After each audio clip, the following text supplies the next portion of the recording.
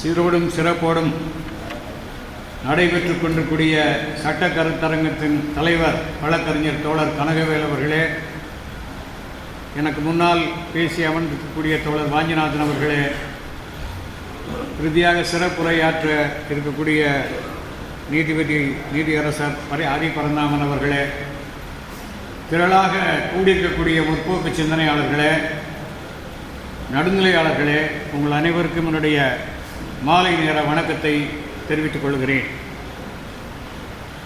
திருப்பரங்குன்றம் என்பது நான் ஏற்கனவே 2-3 கட்டுரைகளை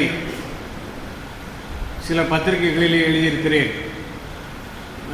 நமது நூலகம் நமது நூலகம் என்ற ஒரு பத்திரிகையிலும் வேறு சில என்னுடைய கட்டுரை தொகுப்பிலும் திருப்பரங்குன்றத்தின் முழுமையான வரலாற்றை கட்டுரையாக நான் எழுதியிருக்கிறேன். அதிலே 3 மதங்கள் சங்கமிக்கக்கூடிய ஒரு மத நல்லிணக்கத்தின் சின்னம் திருப்பரங்குன்றம் மலை என்று குறிப்பிட்டிருக்கிறேன். இந்த திருப்பரங்குன்றம் மலையை பற்றி சுமார் 2000 ஆண்டுகளுக்கு முன்பிருந்த சான்றுகளை நாம் பார்க்கிறோம். அகநானூற்று பாடல் 53 மருதன் இளநாகனார் என்பவர் முருகன் குன்றம் என்ற பெயரால் அதை அடையாளப்படுத்துகிறார். ஆனால் அப்போது முருகனுக்கான உருவ வழிபாடு தமிழ்நாட்டில் இல்லை. தமிழ்நாட்டில் உருவ வழிபாடு என்பதே கிபி 6ஆம் நூற்றாண்டுக்கு பிறகுதான் வருகிறது. எனவே தொல்காப்பியத்திலே சொல்லப்பட்ட 5 திணை அல்லது அதிலே சொல்லப்படாத 4 திணைகளுக்கு உரிய குறிஞ்சி திணையின் கடவுளாக முருகன் பேசப்பட்டிருக்கிறான். எனவே அது குறிஞ்சி நிலமாக திருப்பரங்குன்றம் இருந்திருக்கிறது. அதிலே சிங்கம்புலி கரடி போன்ற வனவிலங்குகளும் இருந்திருக்கின்றன என்பதை மதுரை காஞ்சி போன்ற இலக்கியங்களிலே சொல்லப்பட்டிருக்கின்றன. எனவே ஆதி பழங்குடி வேட்டுவ இன மக்கள் வாழ்ந்த ஒரு மலையாகவும் அவர்கள் தங்களுடைய தலைவனாக அல்லது நடுகல் வீரனாக வழிபடக்கூடிய ஒரு குன்றாகவும் முருகன் குன்றத்தை அவர்கள் கருதியிருக்கிறார்கள் என்பதைத்தான் நமது சங்க இலக்கியங்கள் நமக்கு கூறுகின்றன. அதே சமகாலத்திலே நான் முன்னரே குறிப்பிட்டது போல அங்கே 2300 ஆண்டுகளுக்கு முந்தைய தமிழி கல்வெட்டுகள் இருக்கின்றன. ஈழக்குடும்பிகன் இருக்காட்டூர் ஈழக்குடும்பிகன் போலாலயம் செய்த ஆய் சயன நெடுசாதனம் என்று ஈழத்திலிருந்து வந்த ஒரு கிரகஸ்தன், ஒரு குடும்பஸ்தன் சமய நல்லிணக்கத்தை கருதி அங்கே வாழ்ந்து கொண்டிருக்கக்கூடிய சமண முனிவர்கள் தங்கும் வசதிக்காக கல் படுக்கைகளை செய்து கொடுத்தான் என்று அந்த கல்வெட்டு கூறுகிறது. இன்னொரு கல்வெட்டு அந்துவன் கொடுவிதவன் என்ற ஒரு சொல்லை தருகிறது. அந்துவன் என்றால் நல்லந்துவன், அந்துவன் பாடிய சந்துகளின் நெடுவரை என்று திருப்பரங்குன்றம் மலை கூறப்படுகிறது. சந்துகள் என்றால் சந்தனம் மணக்கும் மலை, அதை அந்துவன் பாடுகிறான். அந்த அந்துவன் பரிபாடல் பாடிய ஆசிரியர்களிலே ஒருவன். எனவே சங்க புலவர்கள் பலரால் பாடப்பட்ட ஒரு ஆதி தமிழ் குடிகளின் மலையாக இருந்தது அந்த மலை.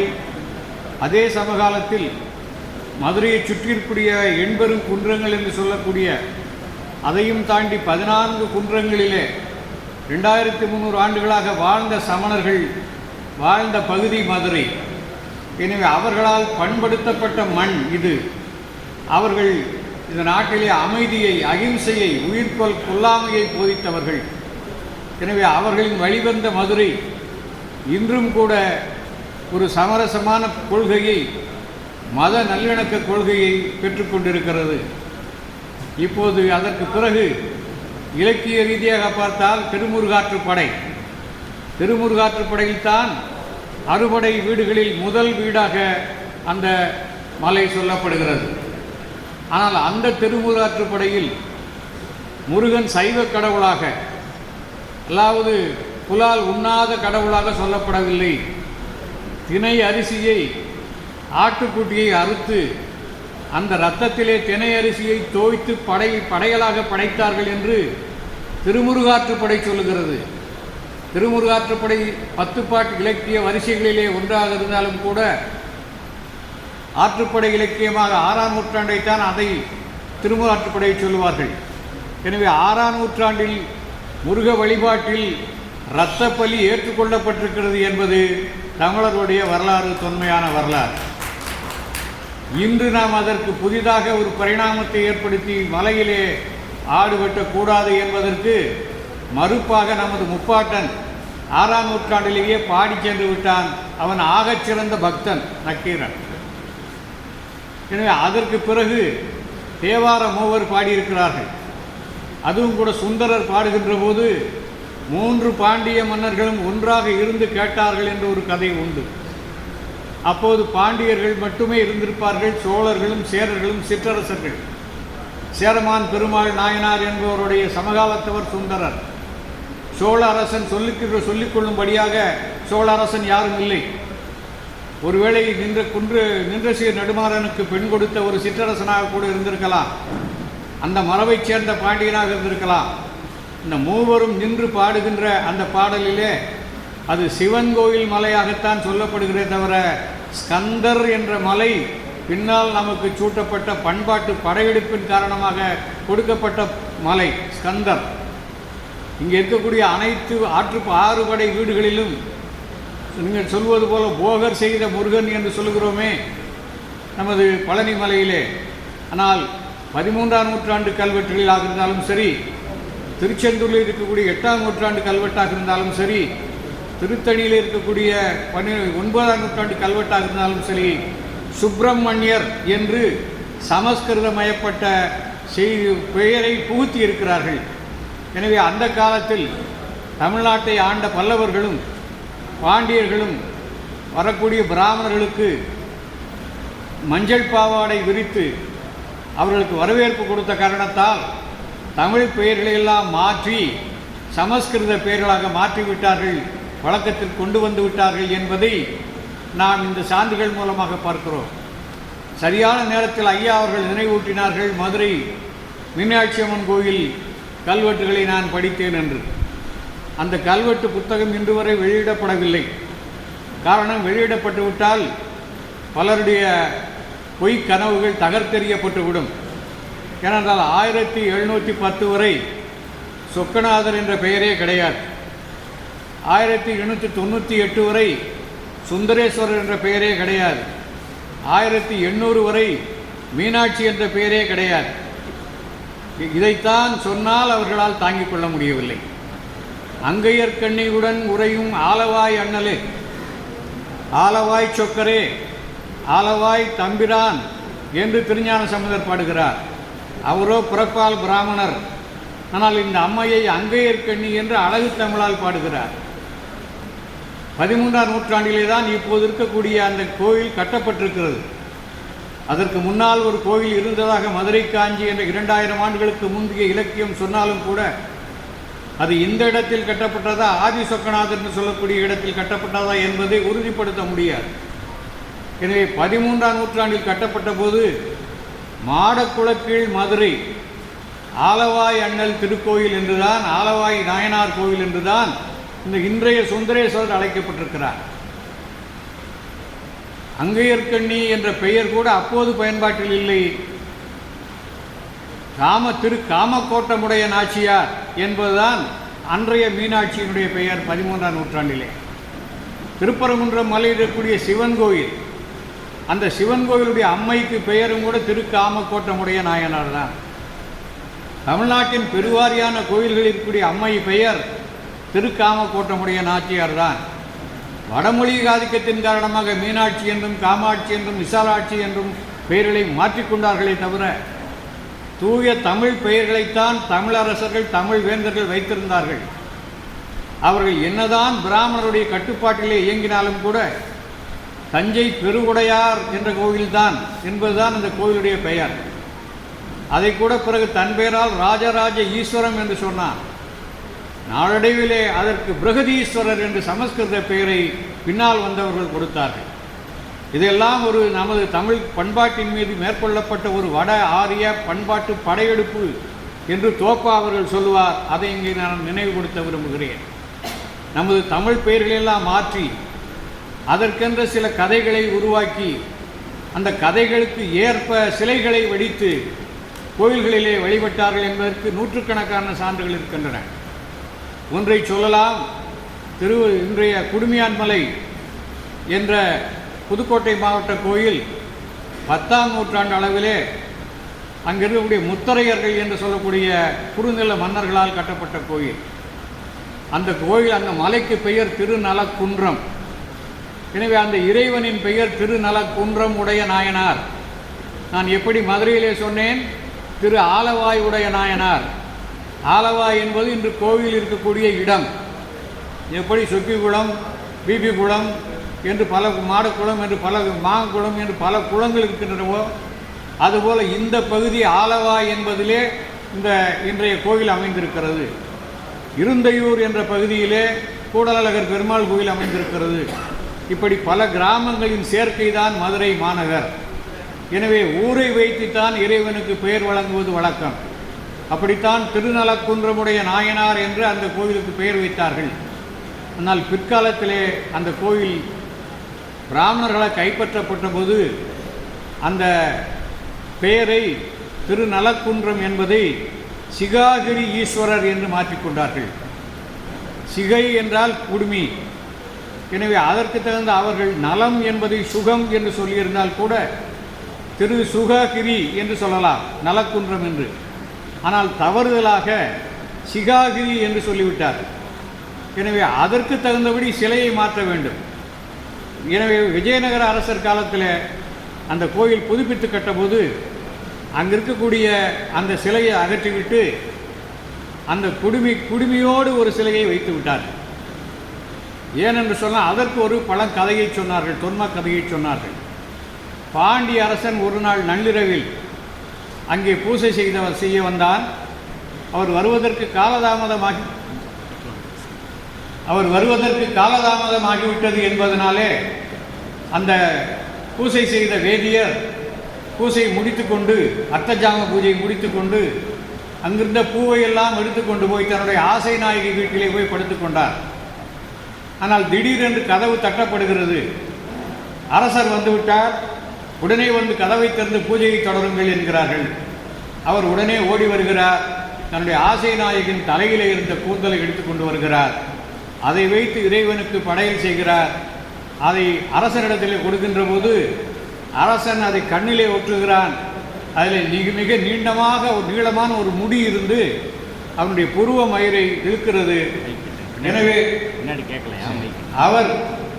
அவருக்கு சந்தேகம், அரசருக்கு எப்படி இப்படிப்பட்ட ஒரு நீண்ட கூந்தல் சிவபெருமானுக்கு இருக்கிறது என்ற உடனே அவர் கைகால் உதறி, இந்த இறைவனுக்கு குடுமி உண்டு, எனவே அதிலிருந்து ஒரு கூந்தல் வந்துவிட்டது என்று உளறிவிட்டார். அப்படி என்றால் மறுநாள் காலையில் எனக்கு அந்த குடுமியை காட்ட வேண்டும் என்று சொன்னபோது மறுநாள் அந்த குடுமி இருந்தது போல ஒரு சிலையை உருவாக்கி வைத்து விட்டார்கள் என்பது அந்த ஊரை பொறுத்த கதை. இதே கதை காஞ்சிபுரத்துக்கு பக்கத்தில் இருக்கக்கூடிய இன்னொரு ஊரிலும் கூட இதே கதையை அங்கே சொல்லிக் கொண்டிருக்கிறார்கள். எனவே இப்படி தமிழ் பண்பாட்டை, தமிழ் பெயர்களை மாற்றுகின்ற வகையிலே மாற்றி அதற்கு தகுந்தபடி இறை உருவங்களையே மாற்றுகின்ற ஒரு பண்பாட்டு படையெடுப்பை நீண்ட காலமாக நாம் சந்தித்திருக்கிறோம். எனவே நான் முதலில் சொன்ன 8-9ஆம் நூற்றாண்டிலே தான், அதாவது 773 தான் இப்போது இருக்கக்கூடிய அந்த திருப்பரங்குன்றத்தினுடைய குடைவரை கோயில், அது குடைவரை கோயில். அதில் சிவன் தான் தலைமை கடவுள்.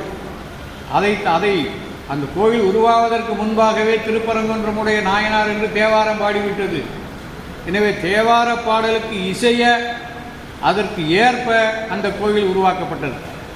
பானா வடிவிலே உருவாக்கப்பட்டது. கிழக்கு பார்த்து சிவனும், மேற்கு பார்த்து பவளக்கனிவாய் பெருமாளும், இடையிலே 3 தெய்வங்கள் முருகனும் விநாயகரும் துர்க்கையுமாக 5 தெய்வங்களுக்கான கோயிலாக, பஞ்சாயத கடவுளர்கள் என்று சொல்லக்கூடிய ஒரு கோயிலாக அதை உருவாக்கிவிட்டார்கள் 773. அதே சமகாலத்திலே மலையிலே பின்புக்கம், இன்று தென்பரங்குன்றம் என்று சொல்கிறோம், உமையாண்டார் கோவில் என்று ஒரு குடைவரை கோவில் இருக்கிறது. அந்த கோவில் இறைவனை போய் நீங்கள் பாருங்கள். இன்று அது பாதி ஆணாகவும் பாதி பெண்ணாகவும் இருக்கக்கூடிய ஹரிஹரர் கோவிலாக, உமையொருபாகன் கோவிலாக அதை பார்க்கிறோம். ஆனால் அந்த சிலையினுடைய தலைப்பகுதியிலே ஒரு அரச மரத்தினுடைய கிளைகள் படர்ந்திருப்பதை பார்க்கலாம். அரச மரத்தினுடைய கிளைகள் கீழாக மகாவீரரோ பார்சோநாதரோ மகாவீரர் அமர்ந்திருக்கக்கூடிய சிலைதான் இந்தியாவெங்கும் இருக்கக்கூடிய சமணர்கள் சிலை. எனவே 9ஆம் நூற்றாண்டு அளவில் சமணர்களுக்காக எடுக்கப்பட்ட குகையை 13ஆம் நூற்றாண்டு அளவிலே தான் சரியாக சொன்னால் 1222 முதலாம் சுந்தரபாண்டியன் காலத்தில் அதை அந்த சிலையை கொஞ்சம் கொஞ்சமாக வெட்டிவிட்டு அதை இந்த இன்றைய உமையொருபாகன் சிலையாக அர்த்தநாரி சிலையாக மாற்றிவிட்டார்கள் என்பதை அங்கே இருக்கக்கூடிய கல்வெட்டு கூறுகிறது. அதற்கு உறுதுணையாக இருந்தவர் இப்போது எப்படி இந்த சங் பரிவாரங்கள் இருக்கிறதோ அதுபோல அப்போது இருந்த ஒரு பிரசன்ன தேவர் என்ற ஒரு தூண்டுதலாக ஒரு துறவி இருந்திருக்கிறார். அந்த கோவிலுக்காக கொடுக்கப்பட்ட நிலங்களெல்லாம் இந்த வேடர் பூங்குளம் என்ற புளியங்குளம் என்ற ஊரிலே இருக்கிறது என்று அந்த கல்வெட்டு சொல்கிறது. எனவே 8ஆம் நூற்றாண்டில் அல்லது 9ஆம் நூற்றாண்டில் சமணர்களுக்காக உருவாக்கப்பட்ட அந்த சின்னத்தை 13ஆம் நூற்றாண்டில் முதலாக ஆக்கிரமிப்பு செய்த சமயம் சைவ சமயம். அது அன்றைய காலகட்டத்தில் கொஞ்சம் கொஞ்சமாக சமணர்கள் வெளியேற்றப்பட்ட காலம். எப்படி இவர்கள் சொன்னது போல இந்த கழுவேற்றம் நடந்ததாக சொல்லுகிறார்களோ அந்த காலத்திலே ஒரு அரச பயங்கரவாதம் நடத்தப்பட்ட காரணத்தாலே அகிம்சையே முக்கியமாக கடைபிடிக்கக்கூடிய அந்த சமணர்களெல்லாம் கொஞ்சம் கொஞ்சமாக கடந்து சென்று காஞ்சிபுரம் பகுதியிலே இன்றைக்கும் கூட 25,000 குடும்பத்தினர் வசிக்கிறார்கள். அவர்கள் இன்று வரை 6 மணிக்கு மேல் உணவு உண்ணாத பல பெரியவர்கள் இருக்கிறார்கள். அந்த அளவிற்கு கொல்லாமை நோன்பை கடைபிடிப்பவர்களாக இருக்கிறார்கள். அவருடைய சின்னங்கள் இவர் சொன்னார் அல்லவா, சுனை, அந்த சுனைக்கு மேலே ஏணி போட்டு தான் அல்லது சாரம் போட்டு தான் வெட்டியிருக்க வேண்டும். 2 சமண சிற்பங்கள் வெட்டப்பட்டிருக்கின்றன. அதற்கு பிறகுதான் காசி விஸ்வநாதர் கோயில் கட்டப்பட்டிருக்கிறது. காசி விஸ்வநாதர் கோயிலுடைய கட்டுமானத்தை பொறுத்து என்று பார்த்தால் 16, 17ஆம் நூற்றாண்டில் தான் கட்டப்பட்டிருக்க வேண்டும். அது கட்டப்பட்டதற்கான கல்வெட்டு சான்று எதுவும் இல்லை. திருப்பரங்குன்றம் கோயில் குடைவரையாக்கப்பட்டது என்பதற்கு கல்வெட்டு சான்று இருக்கிறது. பின்னால் பாண்டியர்களாலும் நாயக்கர்களாலும் விரிவுபடுத்தப்பட்டது என்பதற்கு சான்றுகள் இருக்கின்றன. ஆனால் காசி விஸ்வநாதர் கோயில் கட்டப்பட்டதற்கான கல்வெட்டு சான்று இல்லை. அதேபோல 14ஆம் நூற்றாண்டிலே 12, 13ஆம் நூற்றாண்டிலே இறந்து போன ஒரு துறவிக்காக எடுக்கப்பட்ட அந்த சிக்கந்தர் தர்கா நீண்ட காலமாக இருந்திருக்கிறது. 1805 புதுப்பித்திருக்கிறார்கள் என்பதற்கான ஒரு எண் குறிப்பு இருக்கிறது. ஆனால் அங்கே அவர்கள் சொன்னது போல எத்தனையோ தீர்ப்புகளின்படி அது சிக்கந்தர் தர்காவாக இருந்திருக்கிறது. ஒரு பெயர் ஒப்புமைக்காக ஸ்கந்தர் மலை என்றும் சிக்கந்தர் மலை என்றும் சொல்வது நிச்சயமாக ஈடுபடாது. ஸ்கந்தர் மலை என்பது ஒரு மோசடியான வாதம். நாங்கள் கிட்டத்தட்ட நாத்திகர்களாக இருந்தாலும் கூட அதை முருகன் குன்றம் என்றால் ஏற்றுக்கொள்கிறோம். என்றால் பழகிய தமிழ் சமுதாயத்தினுடைய கடவுள் என்று தொல்காப்பியர் சொன்ன ஒரு இலக்கணத்தின்படி அதை ஏற்றுக்கொள்வோமே தவிர ஸ்கந்தர் மலை என்பதை ஒருபோதும் நாங்கள் ஏற்றுக்கொள்ள முடியாது. இப்படித்தான் இப்போது ஒரு படையெடுப்பு நம்முடைய நடத்தி கொண்டிருக்கிறார்கள் ஆரியர்கள். அதாவது தமிழ்நாட்டிலே இன்றைய செம்மொழி என்ற நிறுவனத்திற்கு கிடைத்திருக்கக்கூடிய தலைவர்களெல்லாம் ஆரிய அடிவர்களாக இருப்பதால் அகத்தியர்களுக்கு என்று ஒரு மாநாடு நடத்துகிறார்கள். அகத்தியர் என்று பல்வேறு அகத்தியர்கள் இருக்கிறார்கள். ஔவையார் என்று எத்தனையோ ஔவையார் இருக்கிறார். எனவே அகத்தியர் வந்ததால் இந்தியா சமன்பட்டதாக நம்மிடத்திலே காது குத்தப்பட்ட கதை வந்து சொல்லப்படுகிறது. அதேபோல் அகத்தியர் ஒரு கமண்டலத்திலே இருந்த நீரை காக்கை தட்டிவிட்டதால், அகத்தியர் கமண்டலத்து நீரை காக்கா தட்டிவிட்டதால் காவிரி உருவானதாக நீண்ட காலமாக ஒரு கதை நமக்கு காது குத்தப்பட்டு வருகிறது. எனவே இந்த கதைகளை எல்லாம் உண்மையாக்க வேண்டும் என்பதற்காக இப்போது பல்வேறு கல்லூரிகளுக்கும் பல்வேறு நிறுவனங்களுக்கும் நிதியுதவி செய்து அகத்தியர் விழா கொண்டாடுங்கள் என்று சொல்லிக் கொண்டிருக்கிறார்கள். எனவே இவை அனைத்தும் முழுமையான ஒரு பண்பாட்டு படையெடுப்பு. இதை நாம் கவனமாக எதிர்கொள்ள வேண்டும் என்று நான் இந்த நேரத்திலே கேட்டுக்கொள்ள கடமைப்பட்டிருக்கிறேன். இந்த மலை பல்வேறு சமூகங்களுக்கும் சொந்தமானது. இந்த மலைக்காக கொடையளித்தவர்களை பற்றி ஏராளமான செய்திகள் இருக்கின்றன. அரசர்கள் முதல் ஆண்டிகள் வரை இந்த திருப்பரங்குன்றம் கோயிலுக்காக கொடையளித்திருக்கிறார்கள். அதிலே ஒரு அம்மையார் தேவதாசியாக இருந்து தன்னுடைய காலத்திற்கு பிறகு தான் சேர்த்த சொத்துக்களை எல்லாம் விற்று அதை முதலீடாக கொண்டு துவாதசி அறக்கட்டளை என்ற ஒரு கட்டளை நிறுவி ஒவ்வொரு துவாதசி என்றும் என் பெயரால் ஒரு பூஜை நடக்க வேண்டும் என்று கொடுத்திருக்கிறார். எனவே இந்த மலையோ இல்லை தர்காவோ சமணர்களோ சமணருடைய குன்றுகளோ அவருடைய சின்னங்களோ எல்லோராலும் போற்றி பாதுகாக்கப்பட வேண்டியதை தவிர 1000 தீர்ப்புகள் நமக்கு அதற்கு உதவியாக இருந்தாலும் கூட கல்லஞ்சக்காரர்கள் அல்லது அயோத்தியாக மாற்றுவோம் என்று வெளிப்படையாக அறைகூவல் விடுக்கக்கூடிய சிலர் இதை உள்நோக்கம் கொண்டு மக்கள் மத்தியிலே ஒரு கெட்ட எண்ணத்தை உருவாக்கக்கூடிய செயல்களில் ஈடுபட்டிருக்கிறார்கள். நான் பல பள்ளிவாசல்களை ஆய்வு செய்தவன். தமிழ்நாட்டிலே இஸ்லாம் 13ஆம் நூற்றாண்டிலே தான் வந்ததாக யாரும் கருதிவிட வேண்டாம். மாலிகாபூர் படையெடுப்பின் காரணமாகத்தான் மதுரைக்கு இஸ்லாம் வந்தது என்று யாரும் தவறாக கருதிவிட வேண்டாம். 8ஆம் நூற்றாண்டிலேயே கிழக்கு கடற்கரை வழியாக தொண்டி வழியாக குதிரை வியாபாரத்திற்கும் இங்கே நமது திருச்செந்தூர் கடற்கரை வழியாக காயல்பட்டினம் வரைக்கும் குதிரை வணிகர்களாக அரேபியர்கள் வந்திருக்கிறார்கள். அவர்களுக்கு பாண்டிய மன்னர்கள் நிலங்களை கொடுத்திருக்கிறார்கள், பள்ளிவாசல்களை கட்டிக்கொள்வதற்கு இடம் கொடுத்திருக்கிறார்கள். அப்படிப்பட்ட தொன்மையான பள்ளிவாசல் கிபி 8ஆம் நூற்றாண்டிலே எடுக்கப்பட்ட தமிழ்நாட்டின் முதல் பள்ளிவாசல் காயல்பட்டினத்தில் இருக்கிறது. அதை நான் ஆய்வு செய்திருக்கிறேன். அந்த பள்ளிவாசலுடைய நடு மைய மண்டபம், எல்லோரும் அமர்ந்து தொழக்கூடிய மண்டபம், இன்று சொல்லக்கூடிய திராவிட கட்டடக்கலை மரபிலே கட்டப்பட்டிருக்கிறது. எனவே அது நீங்கள் இப்போது அவர்கள் இந்து கட்டடக்கலை என்று சொன்னாலும் கூட பரவாயில்லை, திராவிட கட்டடக்கலை மரபிலே கட்டப்பட்டிருக்கிறது. கீழக்கரை தர்கா, கீழக்கரை பள்ளிவாசல் திராவிட கட்டடக்கலை மரபிலே கட்டப்பட்டிருக்கிறது. ஏனென்றால் அப்போது இருந்து வாழ்ந்த கட்டடக்கலை வல்லுநர்கள் தமிழர்கள் அல்லது நீங்கள் வேண்டுமென்றால் வைதிகர்கள் என்று வைத்துக் கொண்டாலும் கூட அவர்களுக்கு தெரிந்த கட்டடக்கலையை அனைத்து தரப்பிலும், அதாவது பள்ளிவாசல்களிலும் அதை கையாண்டிருக்கிறார்கள். அதை இன்றும் அவர்கள் போற்றி பாதுகாத்துக் கொண்டிருக்கிறார்கள்.